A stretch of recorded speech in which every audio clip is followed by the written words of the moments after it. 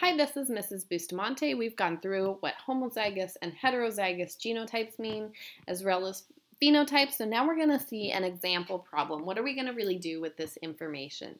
So a problem you might be asked to solve would be something like this. In pea plants, purple flowers are dominant to white flowers. If a heterozygous male with purple flowers is crossed with a heterozygous female with purple flowers, what are the phenotypic and genotypic probabilities of their offspring?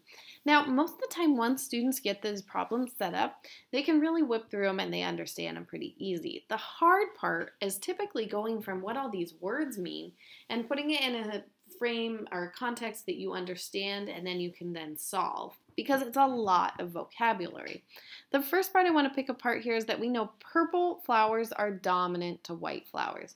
So I'm going to use P as my letter.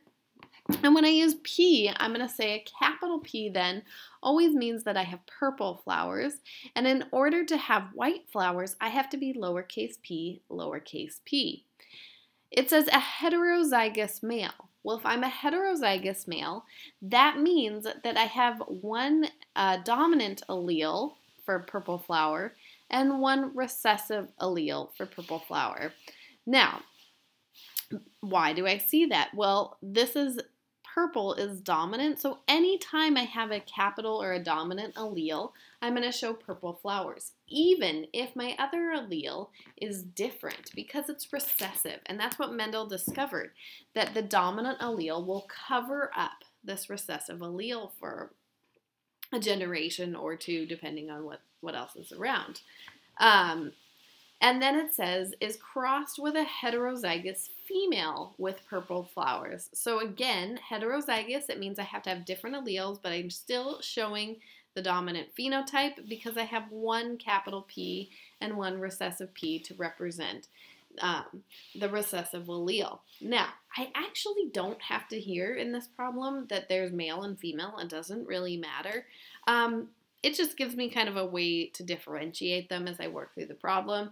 We went very stereotypical here. We're going to use the male's genotype in blue and the female's in pink, just so it's a little bit easier to track which parent we're talking about.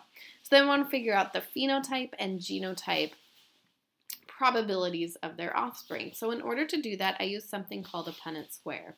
And it looks like this. And I place one parent's genotypes on top and one parent's genotypes on the side. So first I'm going to put my parental genotype on the top, big P and little p. And why do I separate them? Well, that's my law of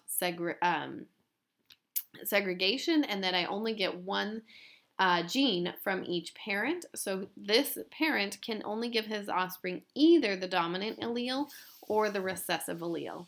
I'm going to do the same thing with the maternal genes, a big P and a little p here. And again, this is saying that the mother can either give the dominant allele or the recessive allele. She cannot give both.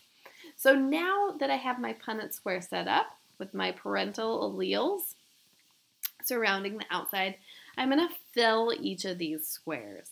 And to fill each of these squares, I'm just going to move my alleles either down or across and fill all the boxes. So let's start by filling with my maternal allele. Here I put a big P here for the dominant allele in this box, and a big P here for the dominant allele in the second box. Then I'm going to fill in my lowercase p's in the bottom two just by bringing it over.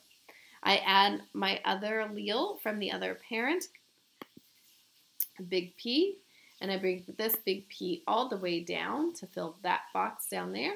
And I bring the lowercase p here and the lowercase p all the way to the bottom, so that I have filled in my 4 boxes with the possible genotypes that an offspring could gain from this parental combination. Now here's the part that's hard to understand. This Punnett square is not telling me that these parents are going to have 4 kids and these are going to be the genotypes of their 4 offspring. What this is telling me is that every time this particular cross has an offspring, this is the probability of each of those offspring inheriting this trait. So when I look at what is the phenotypic and genotypic probabilities, that's what that's asking. First, I'm going to start with the genotype, okay? And in order to do my genotypic probabilities, I just count all the different types of genotypes that I see in my Punnet Square. The first one that I see is big P, so I write that down. The second one that I see is big P, little p. Now you might be saying, well, here it says little p, big P. It doesn't matter what order it's written in. These are both the same. They are both heterozygous. And typically when I write this, I write the capital letter always first, no matter what. And then I also see I have a genotype of little p. So I have the homozygous dominant offspring, we say right here with big P. I have the homozygous recessive offspring with little p right here. And I have two heterozygous genotypes. So this is just a probability game at this point.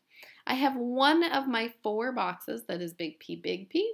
So to figure out the percentage or the probability, I take the 1 divided by 4, I multiply it by 100, and that gives me the probability of getting that genotype in an offspring as 25%. So what does that mean? There's a 1 in 4 chance that this parental cross will give you a genotype offspring of big P.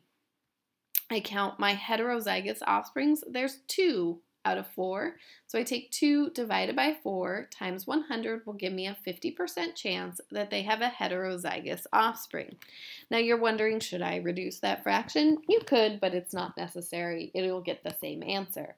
And there's a 1 in 4 chance that I get a recessive offspring, or a little p, homozygous recessive.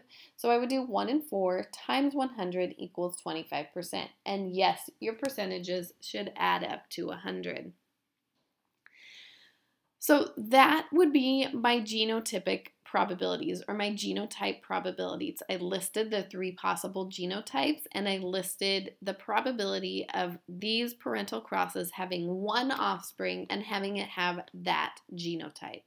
Let's talk about phenotypes. Now, phenotype, remember, is what you physically see. So anything with a capital P is going to give purple flowers because they're dominant. So when I look at this offspring would have purple flowers, this would give me purple flowers, and this option would give me purple flowers. That means I have 3 out of 4 chances of having an offspring with purple flowers. 3 divided by 4 times 100 is 75%. There's only one possibility of getting an offspring from this cross with white flowers. It's this box right here, my homozygous recessive option, which is 1 out of 4 times 100, which gives it a 25% chance of having an offspring with white flowers. Now, what's maybe most important is that every time these particular flowers would be crossed, you would redo this percentage. There'd be a likelihood that they would end up in this percentage again every time you do this over and over and over again. So every time you have a new offspring, you'd have to redo these percentages. Just because you have the first offspring, say, is homozygous dominant, does not mean that that option is no longer available. We have to redo them every time they have a new offspring.